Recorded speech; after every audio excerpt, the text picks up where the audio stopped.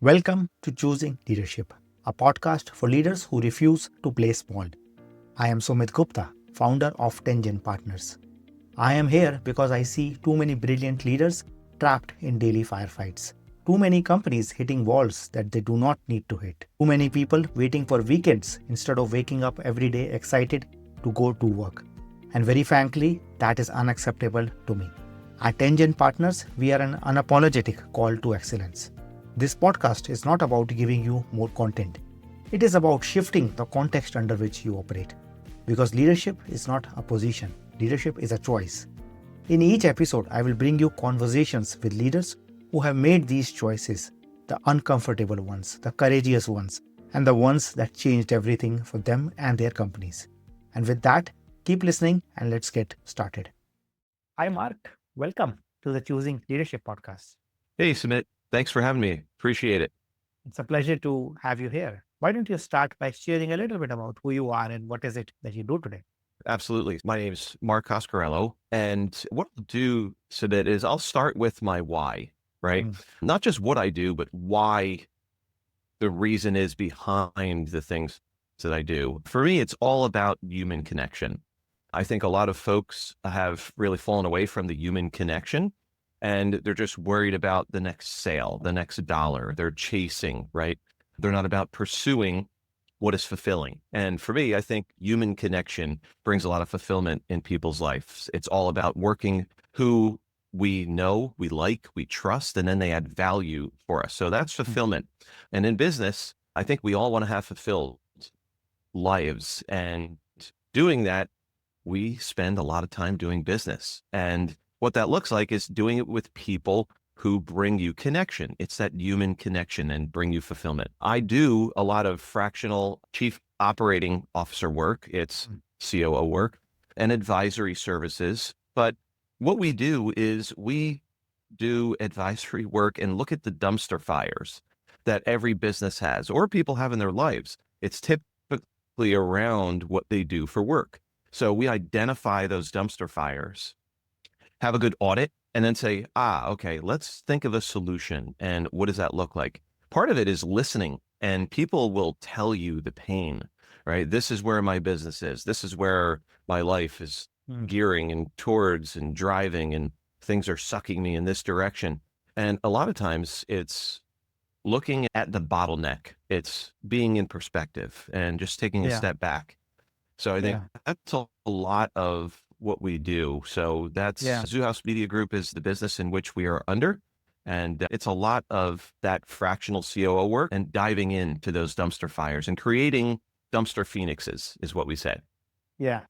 I love it. You started with your why, right? This is something most people never discover, right? Or they have no answer to that question. When you ask them why, it's because it is the thing, or because my friend did it, or because there is no clear why, right?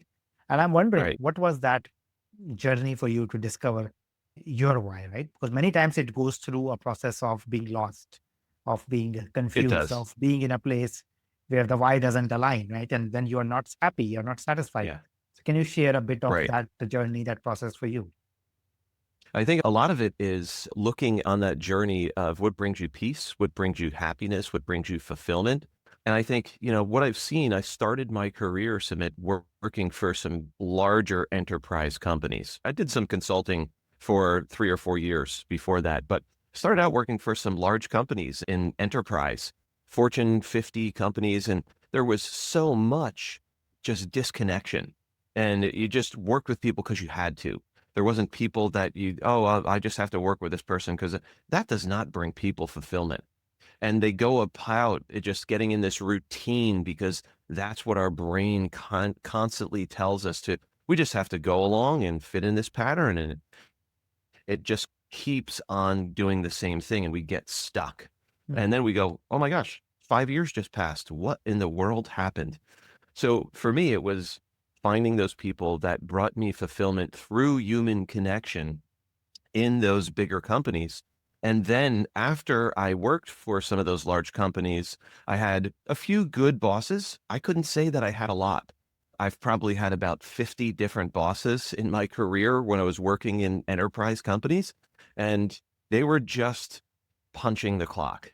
And it was really interesting. I'm like, gosh, I do not want to do that. If this is where this is headed, I have to find something that brings me more fulfillment. So I find out that I'm a pioneer and I'm also a driver. When you look at business chemistry, there's 4 different quadrants of the chemistry. And this is from Deloitte's kind of business chemistry findings. It's a pioneer, a driver, a integrator, and then a guardian. And most people fit into one of those categories. I'm a little bit different. I fit into both. I'm a pioneer, so I'm a founder, I'm an entrepreneur. I love the big abstract thoughts and those ideas, but I'm also a driver. So I'm like half pioneer and half driver. It frustrates me that all these big ideas don't get done.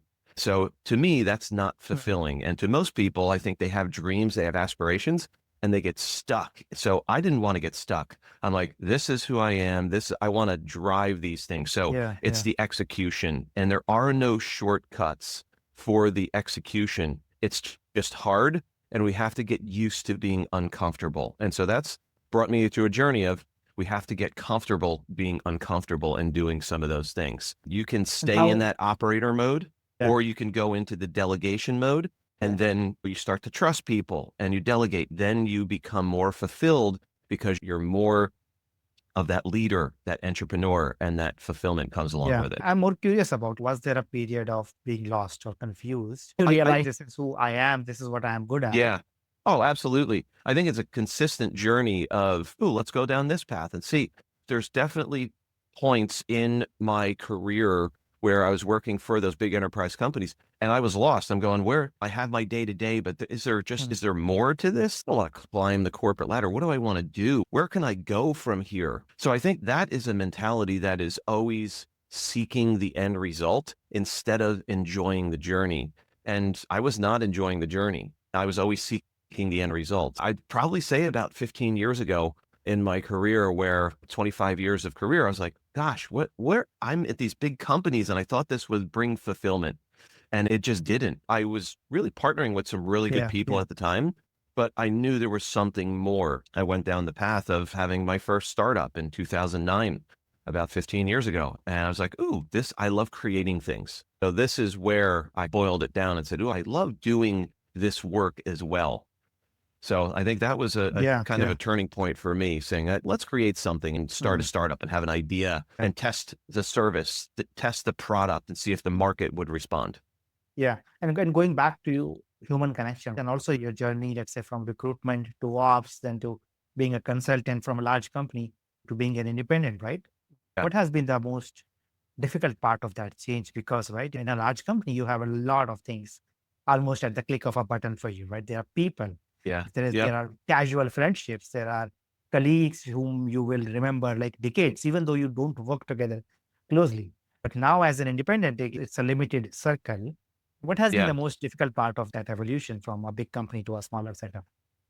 That's a great question, Sumit. I think the most difficult thing is finding your tribe, right? Finding the good business partners. I think about all the work that I've gotten over the years for 25 years, and it was through referrals. It was through relationships, right? Those were warm intros, warm referrals, or some of them were just, hey, I know this person, let's connect you to people, cold referrals. Okay, great.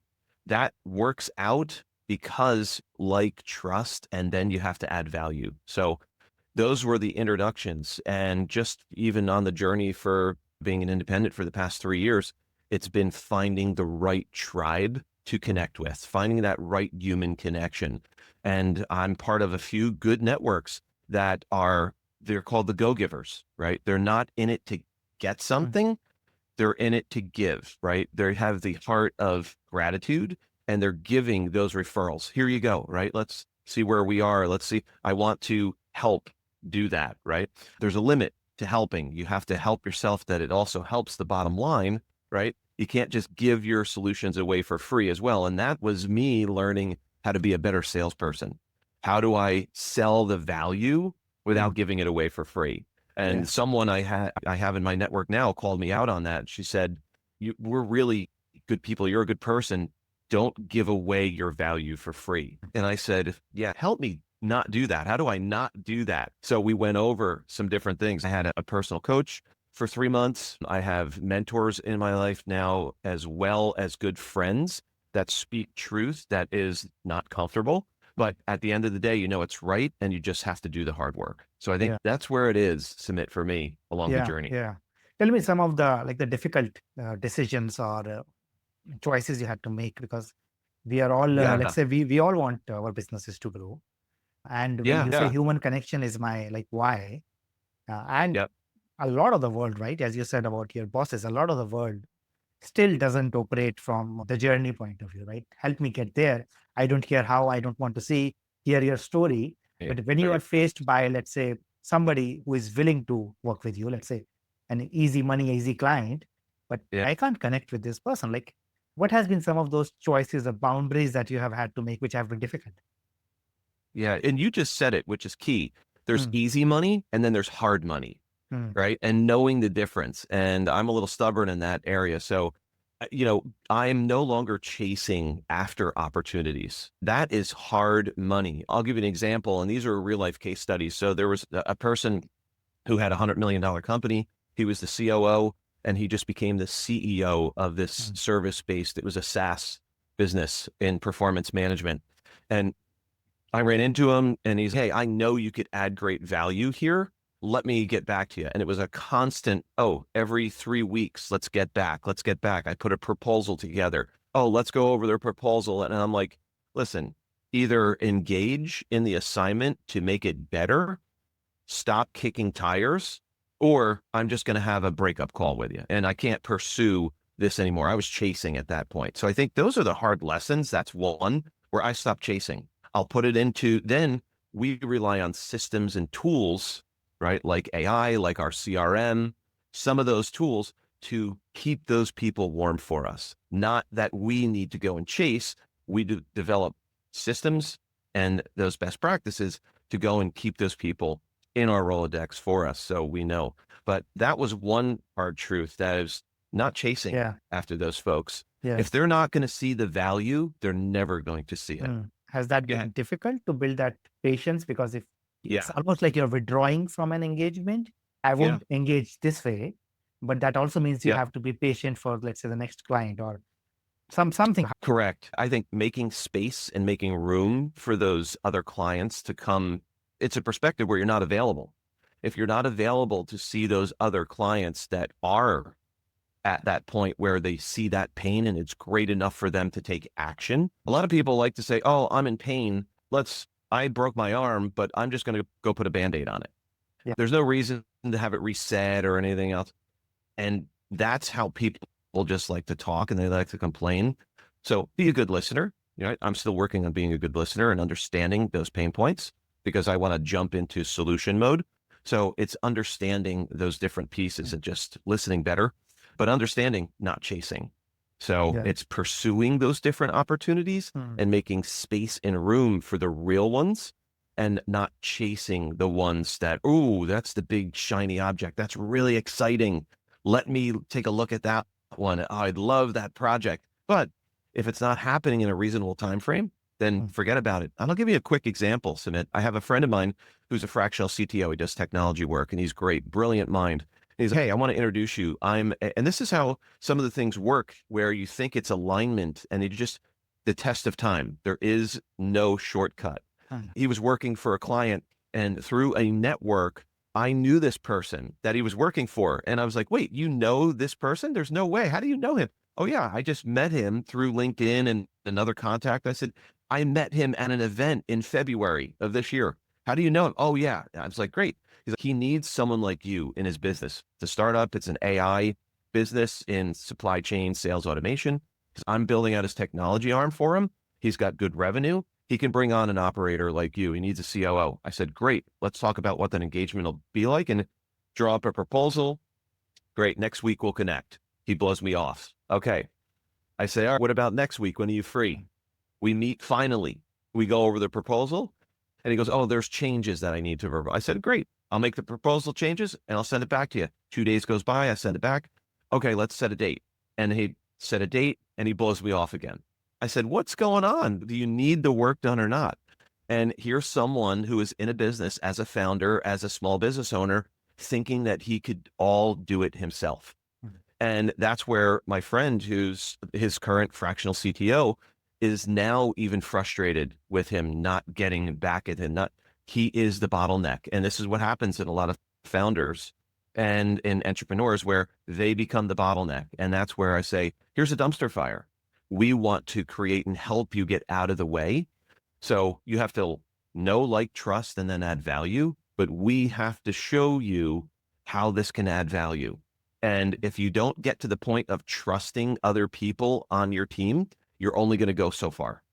So you have to grow with other people that you trust, and you have Yeah. to enable and empower them to take on that trust and do the work that you task them to do. So he's still not relinquishing the reins of the operator. He signs off on every invoice that comes through.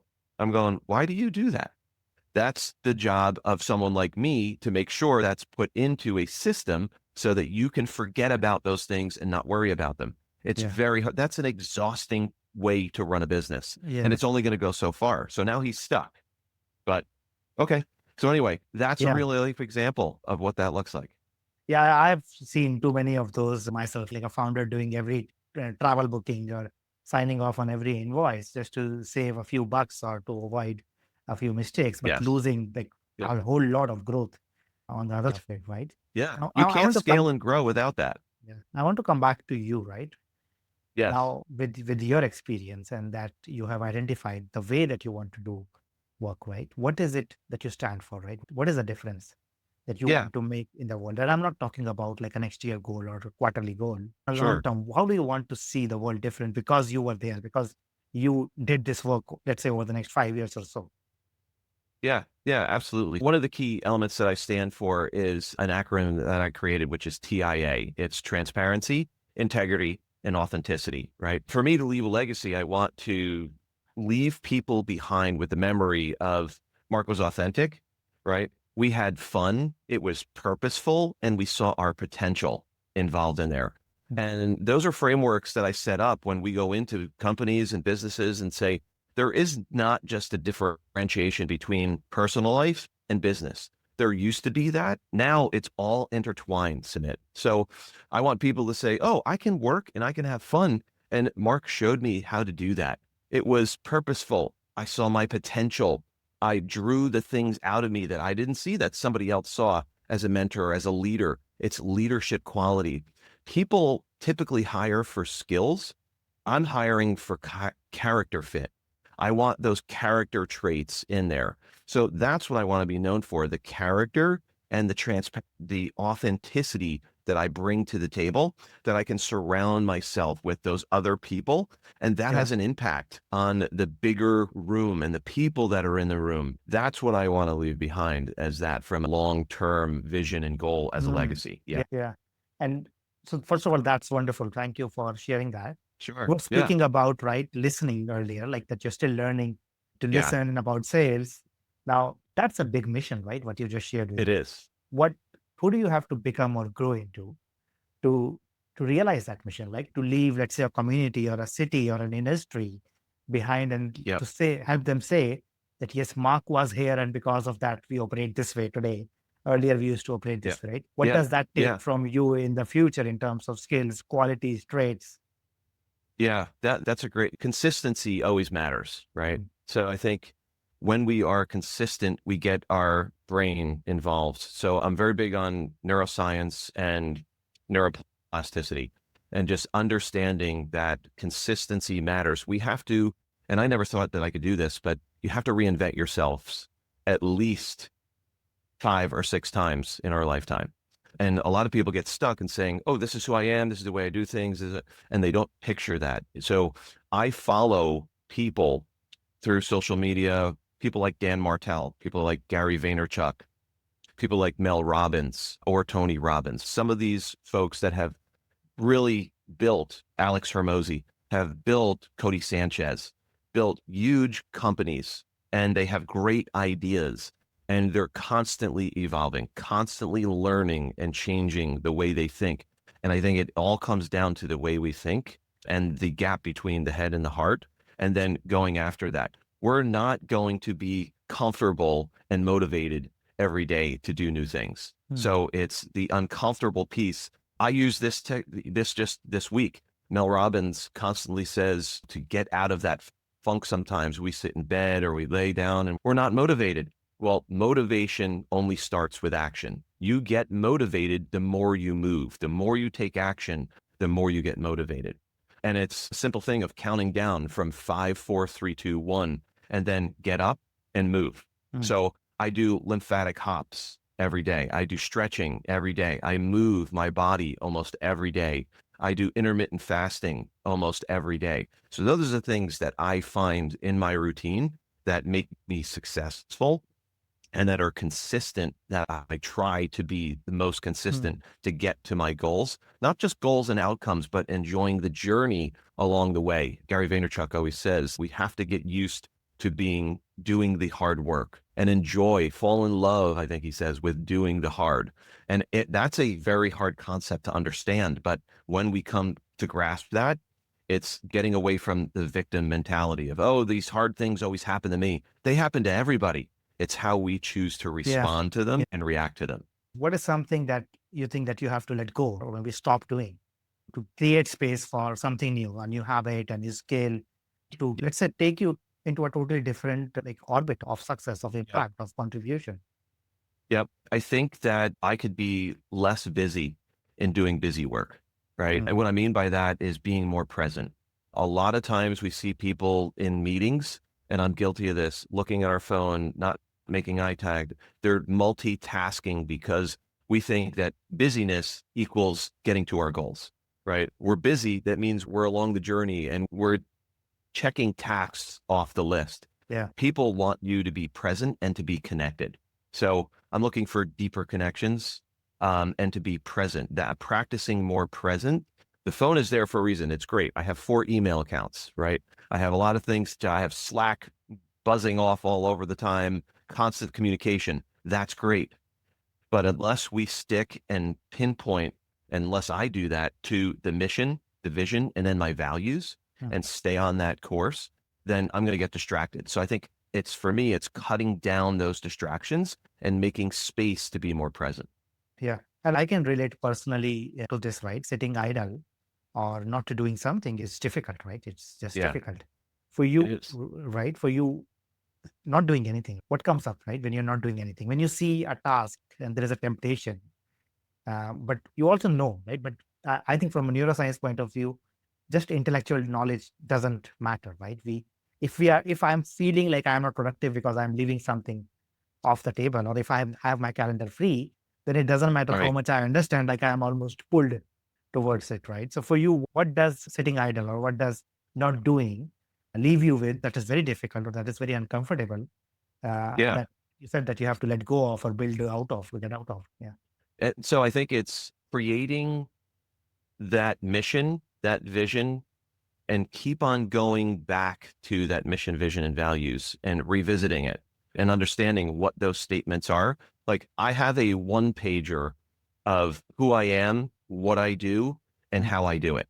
So going back to that, and it's getting it down to, this is who I am, this is how I add value. This is my why. Like I started off with my why. Simon Sinek is one person that I follow that, right? It's about leadership. It's about being high integrity and being authentic to yourself. And I think a lot of us, including myself, have self-abandoned ourselves along the journey to please other people or to get this goal and then we get there and we're like, this isn't as fulfilling as I thought it would be.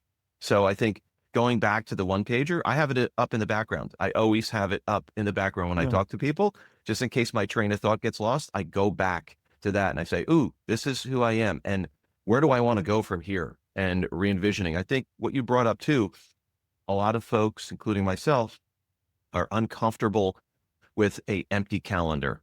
Yeah. Our lives are ran by our calendars, by time, right? Dan Martell has his book, Buying Back Your Time. How do we buy back our time? What do? We have great technologies now. That's what we all want, is peace and more freedom. So how do we buy back that time, Sumit? And what does that look like for us? It's sitting with those uncomfortable feelings of an empty calendar. And a lot of times, oh, I want to escape it. I want to escape. No, just sit and process that. Yeah. And I think another key element here for the listeners is right. It's not just sitting and doing nothing. It's also sitting and like giving space for some new idea or new Yes. action item to emerge, Yeah. which can be a lot more productive than doing hundreds of small tasks, which might take 5 hours, but you might come up with something in sitting idle, which might take Yep. 30 minutes, but might take you forward in your career by much more than those small tasks combined. Like I will just throw the question back at you. What Yeah. if you were to just give space for things to emerge? You know what you care about, you know what you stand for, you know the difference you want to make in the world. What could be some of those bold steps that you're probably avoiding or which are uncomfortable, but which would be Yeah. right in front of you if you just stop the busy work, if you stop the distraction, which is very easy, which you're good at? What would be some Hmm. of those action items in front of you, steps in front of you, which are Yeah. difficult or threatening or somehow Yeah. intimidating? I think it's even a lot of folks are on this clouded, noisy path of AI, right? And constantly learning AI. Now, it's great to learn, it's great to be informed, but how are we going to apply that to our lives? And a lot of people let it run through our head and it creates this fear. And what it does to us, it's paralyzing. Oh, it's overwhelming. I can't just take it at little bite-sized pieces that we can digest it. And that's even for me. It's, ooh, I got Claude, I got Perplexity, I got Gemini, I got which one do I? It's noisy. So to your point, cut down those distractions. And I think I've done that. And I'm like, ooh, Claude and Perplexity. I'm going to stick to those two. And I'm going to learn those. And then I'm going to see how that can really catapult and put some of those tasks into AI that I do that I can learn from and step away to create space for those other developments to come in. If I'm too crowded in my calendar, how do I even see those other opportunities? I can't see them. Yeah. You were talking about founders earlier, right? And their ability Yeah. to trust. And I want to speak about as a company grows, right? From let's say a million to 10 million to 100 million plus. Many Yeah. times the things that are the focused things at a particular stage becomes noise at a different stage. Correct. At a different growth stage, you need to let go of what was very critical earlier on. Can you Yeah. speak a bit of some of those patterns that you see when a Yeah. company get to a stage which Yep. people are good at and they have actually been successful because of those same things, but Yeah. now they have become a trap. Now it is the same thing which is stopping them to or their company to grow to the next level. Yeah. Yeah. And I think it fits into a lot of what they're comfortable with. Something just popped in my head, Sumit, which I had a friend of mine that reached out. They are a startup. They were doing really well in the startup in the healthcare space. And all of a sudden, they have some issues and some dumpster fires, as I like to call them, right? We like to call them at Zoo House Media, the dumpster fires that pop up. Where are they?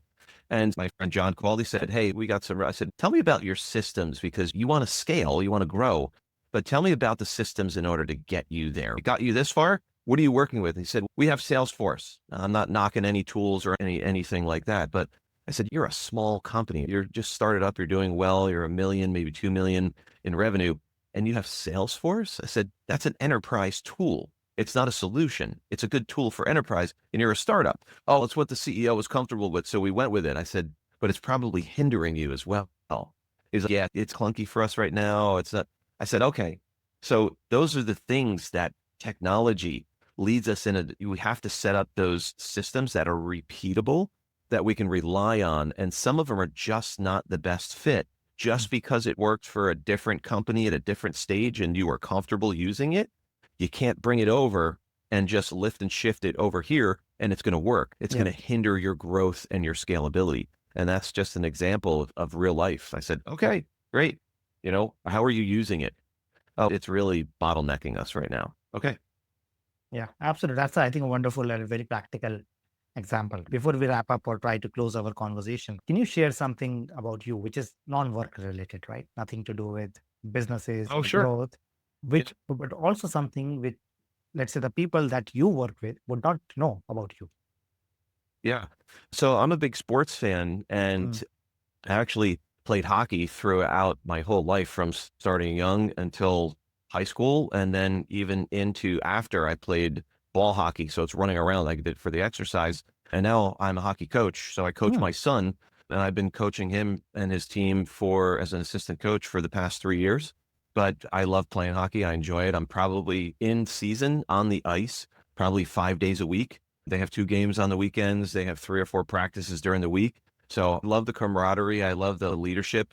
Hockey is a hard sport, right? You have to have the athletics and the physicality on skates. Yeah. And so it's the movement, it's everything. It's a fast game. Not too many people would know that about me other than looking at my social media posts, maybe about hockey and everything else. And it's playoff season moving into right now over the last few days. It's very exciting to watch. I'm Yeah. sure. So I've loved sports my whole life. I played baseball, I played soccer, I played football, basketball, I wrestled, and then hockey just stuck with me throughout. So it's probably the longest playing sport. And you mentioned earlier, there is no divide between personal and professional. So from you being an athlete or you coaching kids today, what is something that you still apply in business, in your profession, which you would attribute that you would not have without your sports career or without being a coach? What is something that translates, which, let's say, and somebody similar in your shoes, but without that background would not have? Teamwork and camaraderie, Sumit, right? And very much in business and in hockey, there are systems set up for success. And this goes from job description to scope creep to position and being out of position and not where you're supposed to be. There are positions and there's an organizational design in a company to be set up for success. Same with the hockey on the ice. There's a design for those 5 players to be there, plus the goalie, in their position where they should be. And the systems work if you run the systems the way they're built. Same with a business. If you are in your position and you have good communication, good camaraderie, and you don't have scope creep and you stick to it, then you have the right positions and you have the right organizational structure to build for success and growth and scalability. Same with hockey. If you don't stay in the position and if you get out of position, the puck's going to be there and you're not. You're going to miss it. So communication, teamwork, and then intensity.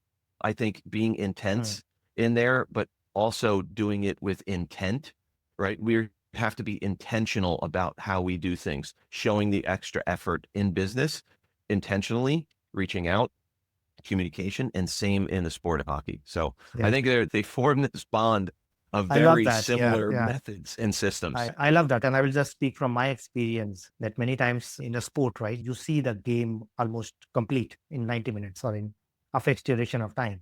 And in business, it is difficult to just zoom out and see, as you said, the systems or the players or somebody in the wrong place. Like we can juggle with a frustration without stepping back and say, like that's not even a problem worth fixing, or that's because of something else going on in another department. And I think also the intensity. I think businesses, many times people end up treating this as never ending, long, like open-ended journeys, right? Where you never bring a level of intensity to today, to this hour. Right. And I think that is what we can learn a lot from sports, right? Because sports are intense, right? It is time compressed. And many times a business problem, if you leave it open for 3 months, it can extend for 3 months. But if you say we have to get it done today, somebody will come up with a creative solution or a creative ask. So I love the metaphor of sports and how you applied it. Yeah. And I think one of the other pieces that I forgot to mention is failure, Sumit. You are going to mess up and make mistakes along the way on the journey. That's how we learn, right? It's a learning journey. Same with hockey, same with business. We go down one path. Oh, the market didn't respond that way. Let me switch it up. Failure is a learning experience. We don't really fail. We learn from that. So don't be afraid to go out there, fail, and not hide it or be embarrassed. Everyone fails. We all learn. It's about trying new things. You're not going to enjoy it. Give space and room to those new things to try, because that's how we get better at them, right? You don't throw a child into a pool and expect them to swim like Michael Phelps in the first day. That takes time and patience and intention and ingenuity, innovation, grit. It's all in there. Yeah, that's beautiful. That's a beautiful example of like swimming applied to business. Yeah. Before we end, what is the best way for somebody who might be listening to reach out to you to find out more about what you do? Yeah, absolutely. So they can Google my name. I'm on LinkedIn. Go to markcoscarello.com. They could find me there. just, I would say, Google my name and they could reach out to me, connect with me on LinkedIn, or I can give you some information. You could put it on the podcast here in the bottom for my email and my LinkedIn handle. And then we can go from there. I'm on all the socials as well. Instagram, Facebook. Yep. Perfect. This was wonderful, Mark. I will include those links with the show notes. But again, I love Absolutely. how you started with your why. And as we Yeah. wrap this up, I want to wish you all the best. And thank you Thanks, for Sumit. sharing your story and who you are and what keeps you going.